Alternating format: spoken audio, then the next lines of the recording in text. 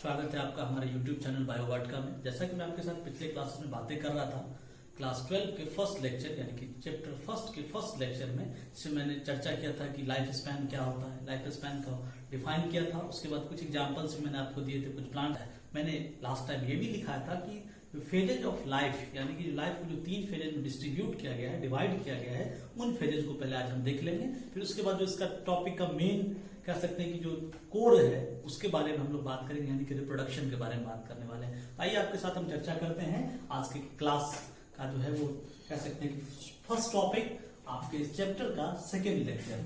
आइए बातें करते हैं चैप्टर फर्स्ट लेक्चर सेकेंड। यहाँ पे बातें करने वाला हूँ जुवेनाइल फेज और वेजिटेटिव फेज। मैंने आपके साथ बात किया था कि जो फेजेज हैं लाइफ में उसको 3 पार्ट्स में डिवाइड किया गया है, जुवेनाइल फेज, रिप्रोडक्टिव फेज और सेनेसेंट फेज। इसको मैंने ऐसे भी बताया था, pre reproductive, reproductive and post reproductive phase. मैं आपके साथ आज बातें करने वाला हूँ जुवेनाइल फेज क्या होता है, फिर उसके साथ साथ आगे बढ़ेंगे। आइए देखते हैं जुवेनाइल फेज।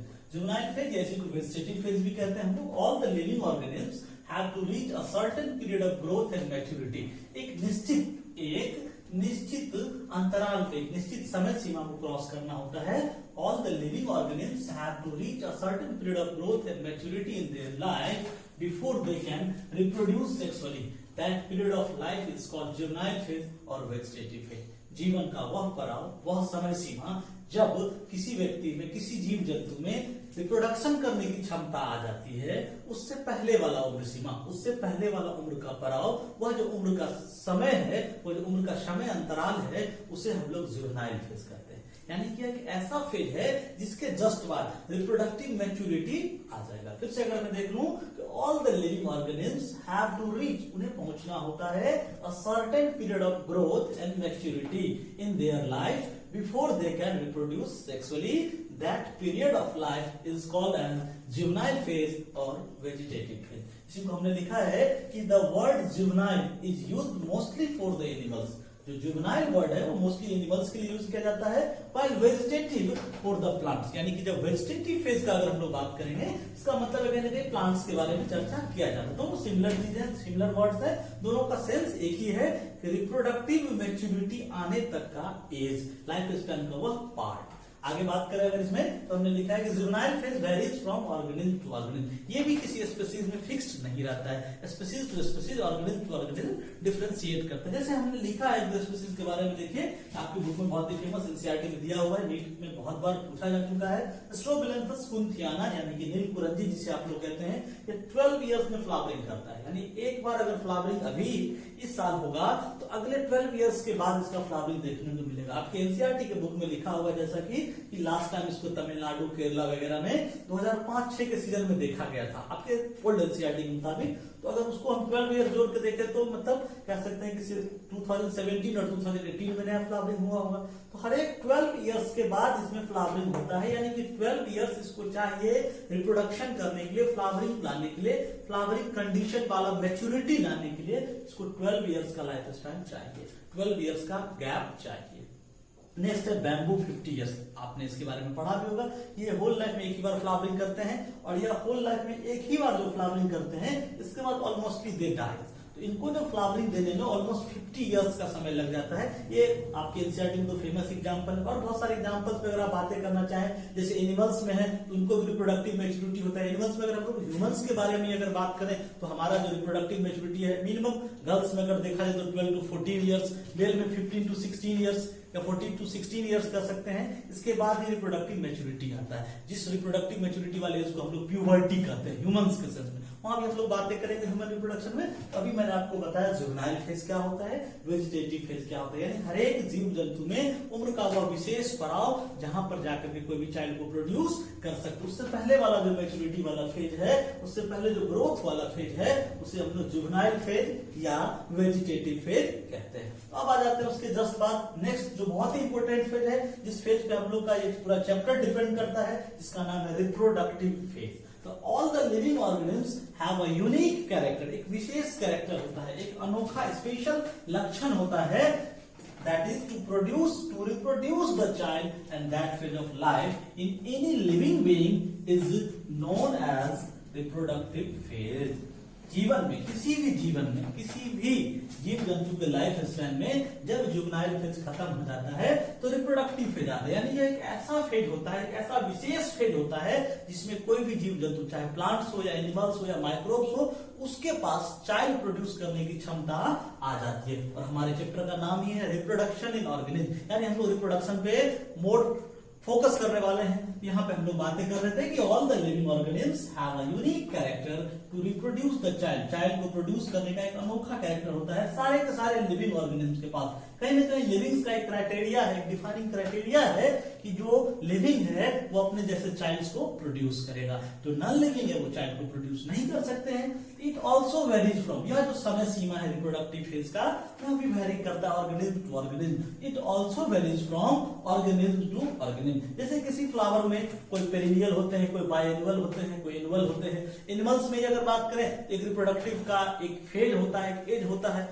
एनिमल्स में अगर ह्यूमन पे मोस्टली हम लोग फोकस करना चाहें तो 12 to 14 यानी कि 14-15, 12 to 14 यानी 12-14 से लेकर 15 वर्ष के बाद, यानी प्यूबर्टी एज से लेकर के फीमेल्स में अगर बात करें तो 45 to 55 ईयर्स तक, यानी कि मेंस्ट्रुअल साइकिल का जो फर्स्ट स्टार्टिंग होता है, जिसे हम लोग कह सकते हैं मेनार्क, मेनार्क से लेकर के मेंस्ट्रुअल साइकिल के खत्म होने तक, यानी कि मेनोपॉज तक का जो सीजन होता है, जो समय होता है, उसे हम लोग रिप्रोडक्टिव फेज एक हेल्दी फीमेल में कह सकते हैं।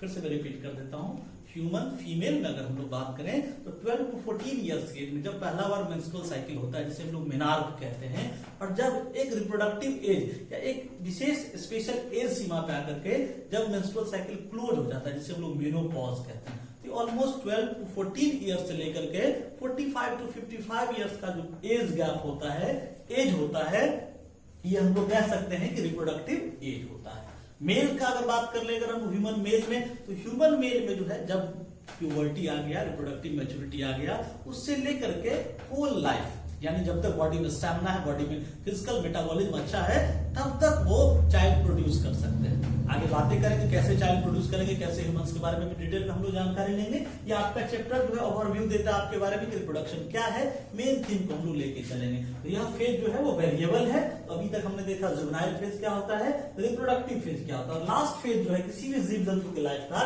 जिसे हम लोग कहते हैं सेनेसेंट फेज। आप देख रहे हैं यहाँ पे लिखा हुआ है सेनेसेंट फेज, जिसे कि हम लोग पहले भी चर्चा किए थे कि बुढ़ापा वाला फेज, जीवन का लास्ट पड़ाव, ओल्ड एज वाला फेज, एजिंग वाला phase. So this is the last phase of the life cycle, which occurs after reproductive phase. Reproductive phase के जस्ट बाद होता है, यानी कि हम लोग पोस्ट रिप्रोडक्टिव फेज भी कह सकते हैं। And that phase gradually retards, gradually retards मतलब धीरे धीरे कमजोर कर देता है, कम कर देता है the cellular and body function, cell के फंक्शंस को, बॉडी को फंक्शंस को धीरे धीरे कमजोर कर देता है। Finally leads to the ageing and then leads to the death of an organism, और फिर यह धीरे धीरे बुढ़ापा की ओर ले जाता है, और यह बुढ़ापा अंततः किसी जीव जंतु के मृत्यु की ओर ले जाता है। तो मैंने आपसे पहले भी वादा किया था कि किसी भी जीव जंतु का जन्म से लेकर के प्राकृतिक मृत्यु, बर्थ से नेचुरल डेथ तक के समय सीमा को हम लोग लाइफ स्पैन कहते थे। तो लाइफ स्पैन को फर्स्ट एज को हमने देखा जुवेनाइल फेज, जहां पर रिप्रोडक्टिव मैच्योरिटी आएगा, रिप्रोडक्टिव मैच्योरिटी आने तक का फेज को जुवेनाइल बोले। फिर उसके बाद रिप्रोडक्टिव मैच्योरिटी आ गया, जब तक रिप्रोडक्टिव मैच्योरिटी किसी लाइफ में किसी लिविंग स्पीसीज में मिलेगा उसे हम लोग रिप्रोडक्टिव एज कहेंगे, और उसके बाद वाला एजिंग वाला जो फेज है उसे हम लोग पोस्ट रिप्रोडक्टिव या सेनेसेंट फेज कहेंगे। उसी को मैंने लिख दिया है कि ओवरऑल द एंड फेज और last phase of the life, ये जीवन का लास्ट फेज है which leads to the death of an organism, जो किसी भी जीव जंतु को डेथ की ओर ले जाता है, यानी कि मृत्यु हो जाता है। ये तो होल लाइफ का बातें हो गई।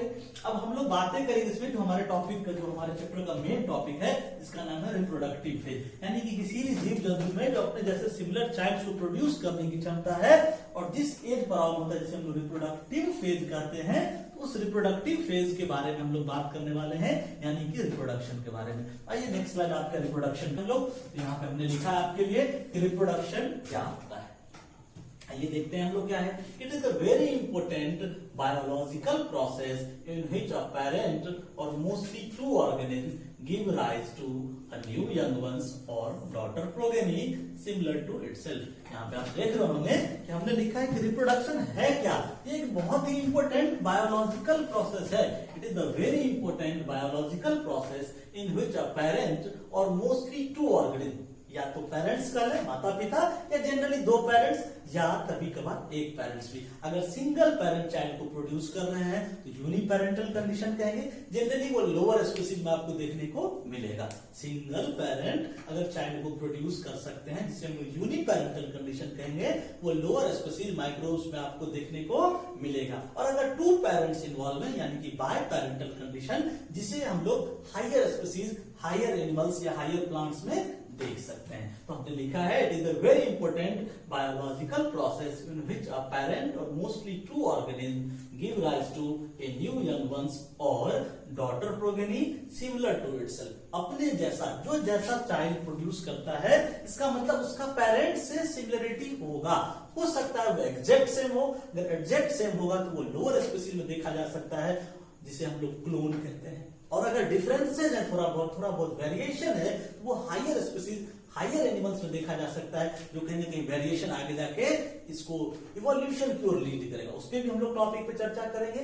तो या तो एक पेरेंट मिलकर चाइल्ड प्रोड्यूस कर सकते हैं, या दो पेरेंट्स मिलकर चाइल्ड प्रोड्यूस कर सकते हैं। तो आगे नेक्स्ट हमने लिखा है, इसी को दूसरे तरीके से डेफिनेशन को हमने लिखा है कि reproduction is the very important fundamental quality of all the living organism. यह बहुत ही इंपॉर्टेंट, बहुत ही आवश्यक एक फंडामेंटल क्वालिटी, एक नैतिक गुण है, एक बहुत ही इंपॉर्टेंट कैरेक्टर है of all the living organism which is necessary, जो कि आवश्यक है। सबसे पहला बात ये है क्या चीज, इसका क्यों जरूरत पड़ा, which is necessary for the continuation of any species. किसी भी जीव जंतु को, किसी भी स्पीसीज को अगर इस धरती पर बने रहना है, अपने आप को कंटिन्यू करना है, तो उस कंटिन्यू करने के लिए रिप्रोड्यूस करना बहुत ही जरूरी है। आप जब एनसीईआरटी का क्वेश्चन आंसर बनाएंगे, उसमें सब एक क्वेश्चन आपको मिलेगा कि व्हाई रिप्रोडक्शन इज नेसेसरी। तो हमने उसको इनडायरेक्ट वे में आपको यहाँ डिफाइन भी कर दिया कि रिप्रोडक्शन इसलिए नेसेसरी है क्योंकि अगर किसी स्पीसीज को इस धरती पर बने रहना है, अपने स्पीसीज को प्रोलॉन्ग करना है, कंटिन्यूएशन में रखना है, तो उसको चाइल्ड प्रोड्यूस करना होगा। अगर कोई स्पीसीज किसी भी सर्कमस्टांसेस में चाइल्ड प्रोड्यूस नहीं कर पाता है, तो ऑब्वियसली उसके लाइफ में भी कहीं ना कहीं एजिंग वाला फेज आएगा, सेनेसेंट फेज आएगा, और वो जब मेच्योरिटी के बाद, सेनेसेंट फेज के बाद मर जाएंगे, तो उनका नेक्स्ट जनरेशन खत्म हो जाएगा। और धीरे धीरे अगर सबके पास रिप्रोडक्टिव कैपेसिटी खत्म हो जाता है, चाहे वो किसी भी कारणवश हो, तो फिर उसका प्रोगेनी जो है धीरे धीरे खत्म होने लगेगा। एक समय में वो भी मैच्योर होगा, फिर वो बूढ़ा होगा, फिर वो मर जाएगा, फिर उसका नेक्स्ट जनरेशन अगर आना बंद हो जाएगा, वह स्पीसीज धीरे धीरे एक्सटिंक्ट कर जाएगा। तो किसी भी स्पीसीज को अगर धरती पर बने रहना है, for continuation of any species, reproduction is very necessary.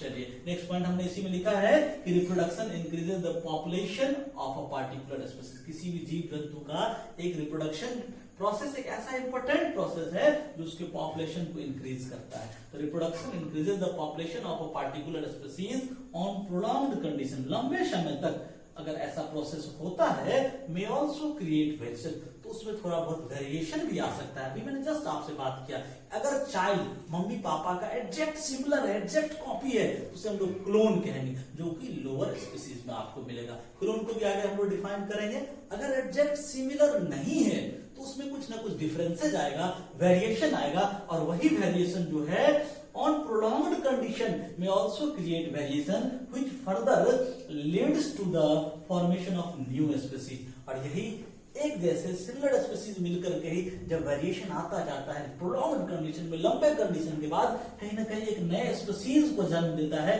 जिसे हम लोग स्पेसिएशन कहते हैं। इसी का पार्ट है। इसी लाइन में आपने पढ़ा कि रिप्रोडक्शन में अगर वेरिएशन आ रहा है, तो ऑन प्रोलॉन्ग्ड कंडीशन, लंबे समय के बाद एक नए स्पीसीज का क्रिएशन हो सकता है, जिसे हम लोग स्पेसिएशन कह सकते हैं।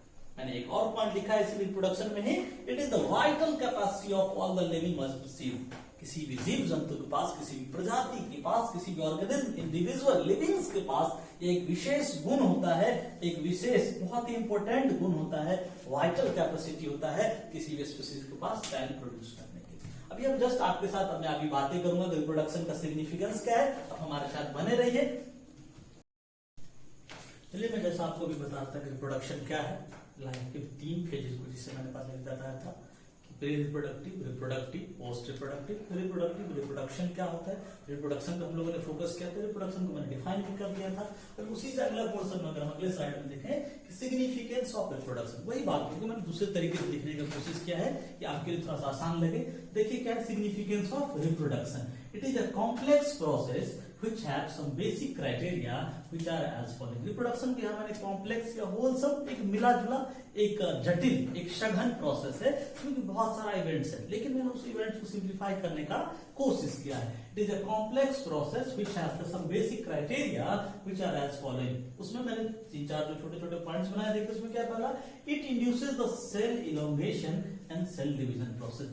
इसी रिप्रोडक्शन के दौरान ही, या फिर यूं कह लें कि जो सेल का जो डिवीजन है, सेल का जो इलोंगेशन प्रोसेस है, वो डायरेक्टली इनडायरेक्टली इससे डिपेंडेंट है. अगर हम कह रहे हैं कि किसी में रिप्रोडक्शन हो रहा है, कोई ऑर्गेनिज्म रिप्रोड्यूस कर रहा है, इसका मतलब वो नए सेल को जर्मिनेट कर पा रहा है और वो नया सेल ही फिर आगे जाकर के कंप्लीट इंडिविजुअल में डेवलप कर जाएगा. तो मैंने उसको लिखा है, it induces cell elongation and cell division process. It induces synthesis of RNA. यहाँ पे आरएनए का जो निर्माण होता है, आरएनए का जो बनना है वो बहुत इंपॉर्टेंट है, क्योंकि आपको पता है आरएनए ही कहने के आगे जाकर प्रोटीन को बनाएगा और किसी भी लिविंग के लिए, किसी भी लिविंग बॉडी के मेटाबॉलिज्म के लिए प्रोटीन बहुत इंपॉर्टेंट है. आपने 11th में पढ़ा भी होगा ह्यूमन फिजियोलॉजी में. हमने लिखा है it induces synthesis of RNA and protein. ये आरएनए और प्रोटीन को बनाने में भी मदद करता है. Replication of DNA also occurs in this phase. इसी फेज में, इसी रिप्रोडक्टिव फेज में, रिप्रोडक्शन वाला फेज में ही डीएनए का रिप्लिकेशन, डीएनए का डुप्लीकेशन भी होता है.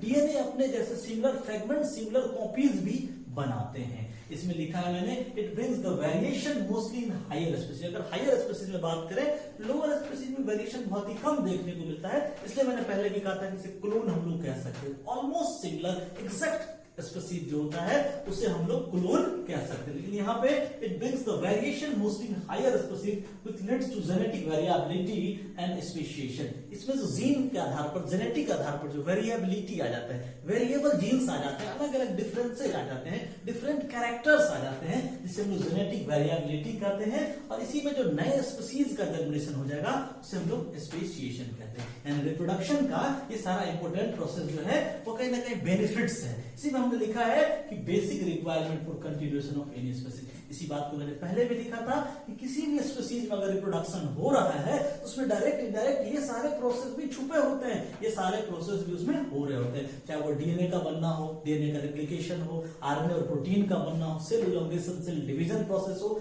या फिर कहीं ना कहीं ये तो एक इंपॉर्टेंट क्राइटेरिया है किसी भी लिविंग्स का, वाइटल कैपेसिटी है किसी भी स्पीसीज को धरती पर बने रहने के लिए. तो रिप्रोडक्शन में इतना चीजें जो है आपको वो आसान से समझने में आ गया होगा.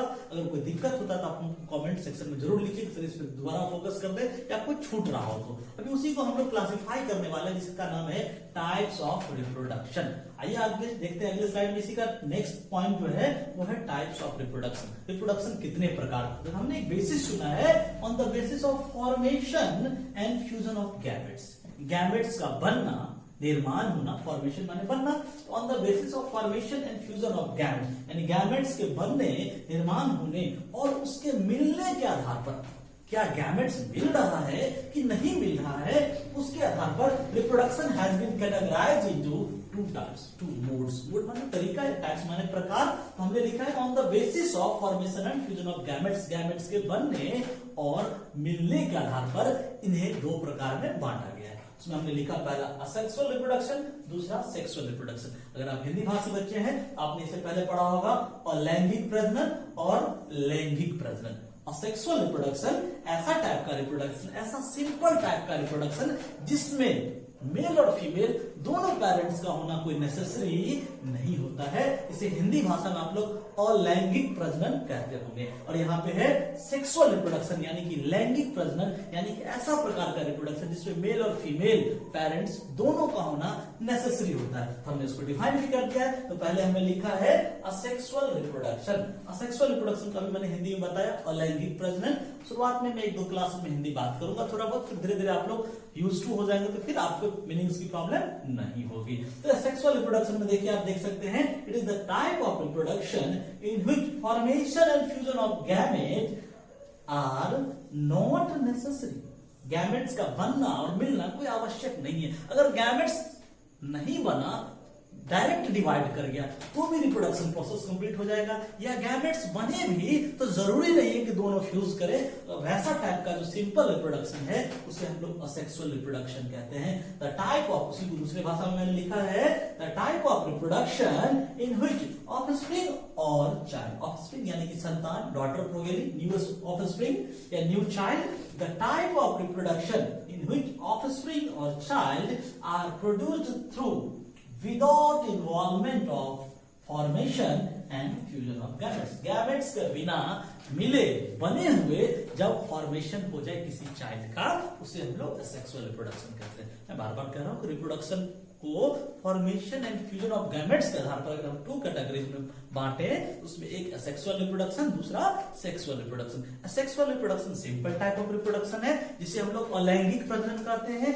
यह एक ऐसा प्रकार का रिप्रोडक्शन है जिसमें मेल और फीमेल या किसी भी 2 पेरेंट्स का होना नेसेसरी नहीं है। सिंगल पेरेंट भी चाइल्ड को अगर प्रोड्यूस कर दे तो उसे हम लोग असेक्सुअल रिप्रोडक्शन कहते हैं। अब इसका भी थोड़ा सा हम देख लेते हैं 2 कैटेगरी वाइज इसको पॉइंट में कुछ, उसके बाद फिर हम लोग अकरेंस ऑफ असेक्सुअल रिप्रोडक्शन देख लेते हैं। अगले दिन मैं आपके साथ बात करूंगा इसका क्या क्या कैरेक्टर है और फिर सेक्सुअल रिप्रोडक्शन। अभी थोड़ा सा 1 मिनट और आपके साथ में बात कर लेता हूं सेक्सुअल रिप्रोडक्शन का कहां कहां हो सकता है, किस किस जीवन में हो सकता है। मैंने उसी बातों को दूसरे तरीके से लिखा है, यहाँ पे देख सकते हैं आप। यहाँ मैंने लिखा है sexual reproduction is a very simple type of reproduction. एक ही बातों को 2-3 तरीके से मैंने लिख दिया, आपके लिए जो सुटेबल हो, जो ज्यादा आसान लगे आप उसे याद कर सकते हैं। पहले समझने की कोशिश करें, अगर कहीं आपको प्रॉब्लम होता है, डॉट्स होता है, आप हमसे पूछ सकते हैं। Asexual reproduction is a very simple type of reproduction which occurs mostly in the unicellular माने एक कोशिकीय। आपने 11th में पढ़ा होगा एक सेल वाले जीव जंतु को आप लोग यूनिसेलुलर कहते थे, हिंदी भाषा में एक कोशिकीय, यानी जिसके पास सिंगल कोशिका हो, एक कोशिका हो। तो sexual reproduction is a very simple type of reproduction which occurs mostly in the unicellular. Lower माने निचला, निम्न स्तर का जो है छोटा जीव जंतु जो है, छोटा स्पीसीज है। लेस डेवलप्ड जो ज्यादा विकसित नहीं हो पाया, और विकसित ऑर्गेनिज्म यानी कि एक ऐसा प्रकार का रिप्रोडक्शन है जो लोअर स्पीसीज में, लेस डेवलप्ड स्पीसीज में पाया जाता है। And in also some primitive multicellular species, या कभी कभार कुछ एक्सेप्शनली कुछ ऐसे मल्टीसेलुलर स्पीसीज में भी हो गया जो कि अभी तक प्रिमिटिव ही रह गए, डेवलप नहीं कर सके, इवॉल्व नहीं कर सके। यानी सेक्सुअल रिप्रोडक्शन कहां पाया जाएगा, तो simple lower less developed species में पाया जाएगा, जिसमें इवोल्यूशन बहुत ज्यादा नहीं हो पाया। मोस्टली यूनिसेलुलर स्पीसीज में होता है, कभी कभार सडनली या फिर एक्सेप्शनली, अगर हम लोग कहें सडनली नहीं करके एक्सेप्शनली कहें, एक्सेप्शनली कभी कभार या मल्टीसेलुलर स्पीसीज में देखा जा सकता है जिसका इवोल्यूशन बहुत बेटर नहीं हो पाया। यानी कि इवोल्यूशनरी जो है वो बैक है, उनके पास प्रिमिटिव स्पीसीज में यह रिप्रोडक्शन का टाइप हो सकता है। अदरवाइज जितने भी सारे डेवलप्ड स्पीसीज है सारे में क्या पाया जाएगा, सेक्सुअल रिप्रोडक्शन। हम लोग उसी को कंटिन्यू करते हुए हमने लिखा है, फिर से एक हेडिंग है अकरेंस ऑफ सेक्सुअल रिप्रोडक्शन। क्या सेक्सुअल रिप्रोडक्शन होता कहां कहां पर है, तो हम देखिए यहाँ पे क्या बातें कर रहे हैं। It mostly occurs in unicellular, यही बात जो है इसको मैंने एग्जांपल के तौर पे लिख दिया है। It mostly occurs in unicellular organisms like archaebacteria, cyanobacteria. Bacteria आपने पढ़ा होगा, बैक्टीरिया में वेराइटीज को पढ़ा होगा, आपने पढ़ा होगा बैक्टीरिया में जो सबसे ओल्ड बैक्टीरिया होता है उसे लोग आर्कीबैक्टीरिया कहते हैं। साइनोबैक्टीरिया पढ़ा होगा, जिसे आप लोग ब्लू ग्रीन एल्गी भी कहते हैं, BGA blue green algae cyanobacteria का दूसरा नाम है। और यहाँ पे जो है वो जो मेन बैक्टीरिया का जो कोर मेंबर यानी कि बैक्टीरिया, ये प्रिमिटिव स्पीसीज होता है। पीपीएलओ आपने सेल बायोलॉजी में भी इसका नाम पढ़ा होगा 11th में। पीपीएलओ का फुल फॉर्म होता है प्लूरो निमोनिया लाइक ऑर्गेनिज्म। अगर आपको नहीं पता हो तो आप लिख सकते हैं, नोट डाउन कर सकते हैं, मैं यहाँ पे लिख देता हूं pleuro pneumonia like organism, pleuro pneumonia like organism.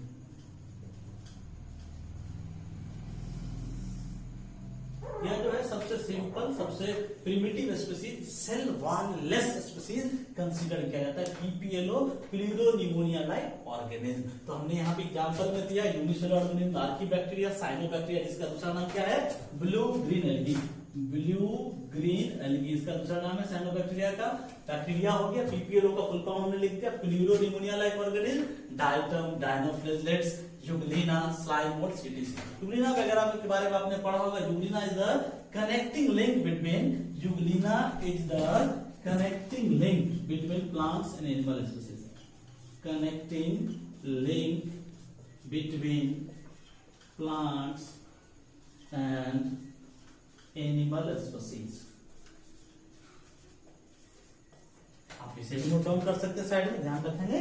Euglena क्या है? Connecting link between the plants and animal species. इसमें कुछ कैरेक्टर जो है वो कह सकते हैं कि आप ऑटोट्रॉफिक भी होता है, फूड अगर फूड सिंथेसाइज कर पा रहा है, अगर फूड सिंथेसाइज नहीं कर पा रहा है तो थोड़ा सा जो है वो कह सकते हैं कि हेटेरोट्रॉफिक नेचर भी रख सकता है, जिसे हम लोग कह सकते हैं कनेक्टिंग लिंक या मिक्सोट्रॉफिक न्यूट्रिशन। आपने 11th में पढ़ा होगा इसे, तो हमने एग्जांपल भी यहाँ दिया, ध्यान रख सकते हैं आप। Archaebacteria, cyanobacteria, bacteria, PPLO, diatom, dinoflagellates, euglena और स्लाइमोस, ये सारे जो है प्रिमिटिव स्पीसीज है जिसमें सेक्सुअल रिप्रोडक्शन होता है। और इसी में थोड़ा सा बात करें कि मल्टी सेलुलर स्पीसीज में कैसे होता है। ये सारे तो यूनिसेलुलर स्पीसीज थे, मल्टी सेलुलर में देखिए क्या है। It also occurs in some multi cellular species such as fungi. Fungi आप जानते हैं एक अलग इसका क्लासिफिकेशन हम लोग फंगाई भी बोलते हैं। Potato, sweet potato, ginger, turmeric, garlic, onion, banana, rose, sugar cane. आप लोग ये सारा जो प्लांट स्पीसीज है मोस्टली देख रहे हैं फंगी के अलावा, ये सारे प्लांट्स के स्पीसीज कहीं ना कहीं हमारे एडिबल फूड के रूप में यूज किए जाते हैं। आगे हम लोग वेजिटेटिव प्रोपेगेशन में से बहुत डिटेल में पढ़ने वाले हैं। आप इसका हिंदी मतलब जानते ही हो। पोटैटो, स्वीट पोटैटो था, जिंगर अदरक हो गया, टर्मरिक हल्दी हो गया, गार्लिक लहसुन जिसे बोलते हैं, ओनियन प्याज हो गया, बनाना केला, रोज, शुगर कैन जानते हैं आप, गन्ना।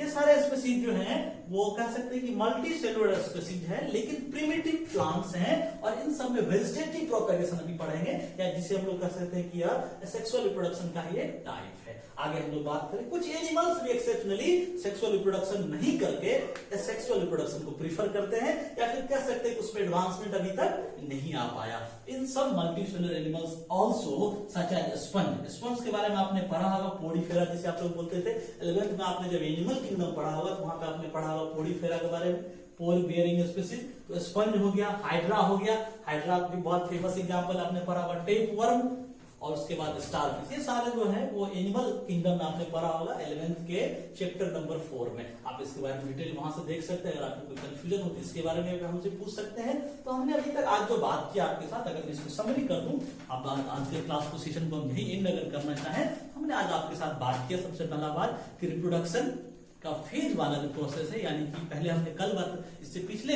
वीडियो में आपको बताया था कि लाइफ स्पैन क्या है। लाइफ स्पैन के कुछ एग्जांपल दिए थे, उसके बाद हमने उसके 3 फेजेस के नाम दिया था। आज तीनों फेज को मैंने डिफाइन कर दिया कि pre reproductive, reproductive, post reproductive phases क्या है, जिसे मैंने जुवेनाइल फेज, रिप्रोडक्टिव फेज या सेनेसेंट फेज के नाम से बताया। फिर उसमें थोड़ी बहुत बातें हम लोग लास्ट में भी करेंगे। फिर उसके बाद हमने आज चर्चा किया रिप्रोडक्टिव फेज का जो कोर्स टॉपिक है, हमारा जो मेन सिलेबस है, जिसे हम लोग कहीं ना कहीं रिप्रोडक्शन कहते हैं। तो रिप्रोडक्शन क्या है, मैंने बताया कि किसी भी स्पीसीज को अपने जैसा सिमिलर चाइल्ड प्रोड्यूस करने की कैपेसिटी को ही हम लोग रिप्रोडक्शन कहते हैं। फिर रिप्रोडक्शन में हमने देखा कि इसका क्या क्या बेटर है, क्या क्या एडवांसमेंट है। फिर रिप्रोडक्शन को हमने गैमेट्स के फॉर्मेशन एंड फ्यूजन के आधार पर 2 कैटेगरी में बांटा, जिसे हम लोग सेक्सुअल रिप्रोडक्शन और सेक्सुअल रिप्रोडक्शन कहते हैं। हम लोग आज सेक्सुअल रिप्रोडक्शन पे भी चर्चा किए। सेक्सुअल रिप्रोडक्शन क्या होता है, तो सिंपल टाइप का रिप्रोडक्शन है। इसमें मेल और फीमेल यानी कि दोनों पेरेंट्स का होना कोई नेसेसरी नहीं होता है। प्रिमिटिव स्पीसीज में होता है, मोस्टली यूनिसेलुलर स्पीसीज में होता है, कभी कभार मल्टीसेलुलर स्पीसीज में भी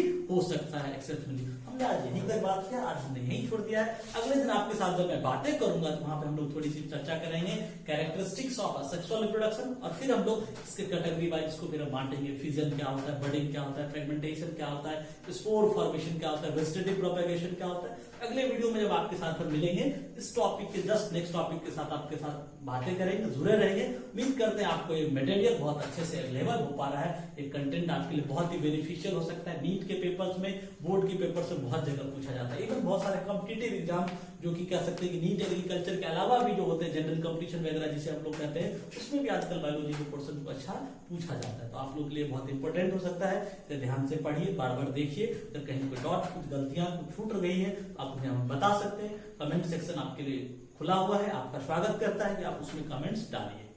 अगर हमने कुछ अच्छा किया है, कुछ पोर्शन आपको अच्छा लगा कि ये स्पेशल पोर्शन आपके लिए ज्यादा फायदेमंद रहा, आप उसको भी मेंशन कर सकते हैं। या कुछ अगर प्रॉब्लम है तो आप उसे भी मेंशन कर सकते हैं। आप इसके लिए स्वतंत्र हैं। आपका कॉपरेशन हमारे लिए बहुत मायने रखता है। मैं हर एक वीडियो क्लास में आपके कॉपरेशन का, आपका अप्रिशिएशन का थैंकफुल कहता हूँ, थैंकफुल मानता हूँ, क्योंकि आपके अप्रिशिएशन के बदौलत ही आज मेरे मन में ये आता है कि नहीं मैं लॉकडाउन में भी आपके साथ जुड़ा रहूं। अदरवाइज सिचुएशन आप देख ही रहे हैं। मैं हर एक वीडियो क्लास में आपको घर में रहने की हिदायत देता हूँ, खाना पीना स्वस्थ रूप से रहने की हिदायत देता हूँ, बाहर आवश्यक रूप से नहीं जाए, फिर वही बातें मैं रिपीट करते हुए आज का वीडियो सेशन को मैं एंड करना चाहूंगा कि आप घर पे रहें, सुरक्षित रहें, सेल्फ स्टडी करते रहे, ज्यादा से ज्यादा पिछले क्लासेस के मटेरियल को पढ़ें। बहुत सारे एग्जाम डिले चल रहे हैं, नीट का पेपर भी लेट होगा इस बार, बोर्ड पेपर का तो रिजल्ट आ चुका था, अगले सेशन जो बोर्ड का होगा उसमें आपके पास समय की थोड़ी कटौती हो सकती है, क्योंकि सेशन कब तक डिस्टर्ब जाएगा, हो सकता है मई पूरा ले ले। तो आपको उस तरीके से देखना है कि आप अपने समय को बैलेंस करते हुए चलिए। हमारे यहाँ बच्चे जो ऑफलाइन पढ़ते थे, जो हमारे कोचिंग क्लासेस में क्लास ले रहे थे, मैंने ऑलरेडी उन्हें नोट प्रिस्क्राइब कर दिया है। तो जो इस सब सारे प्रोसेस को फॉलो करते हुए रहेंगे, फिजिक्स, केमिस्ट्री, बायोलॉजी या आपका जो भी सिलेबस है, इंग्लिश है, मैथमेटिक्स है, आप उस सारों को साथ साथ केयर करते रहिए और आपके लिए बहुत ही फ्रूटफुल समय हो सकता है अगर आप इसको यूज करना चाहें तो। It depends only upon you, what you want. आप क्या कर सकते हैं, आप चाहे तो अच्छे अच्छे चीजों को, नए नए बातों को सीख सकते हैं, अदरवाइज आप चाहे तो अच्छे से सो करके, टेलीविजन देख करके, मोबाइल चला करके टाइम पास कर सकते हैं। आपका फ्यूचर कितना इंपॉर्टेंट है आपके लिए, ये आपसे ज्यादा कोई नहीं जान सकता है। और अगर आप अपने फ्यूचर को इंपॉर्टेंट मानते हैं तो आपको जरूर बेहतर तरीके से पढ़ाई करना चाहिए, पेरेंट्स का भी दिल जीतना चाहिए, जिससे कि वो आपको फ्यूचर में आपके ऊपर और ज्यादा एक्सपेंस कर सके। उम्मीद करते हैं ये सेशन आपके लिए बहुत ही बेनिफिशियल रहा होगा। कमेंट जरूर करिए, लाइक जितना ज्यादा आप हमारे लिए करेंगे हमारे लिए और मनोबल बढ़ेगा। शेयर तो करना ही है और सब्सक्राइब अभी तक अगर आपने नहीं किया है तो सब्सक्राइब जरूर कर दें, नोटिफिकेशन ऑन कर देंगे। ज्यादा से ज्यादा लाइक, कमेंट, शेयर करें और आपका लिए ये चैनल बहुत ही आभारी रहेगा। Wish you all the very best. Good night.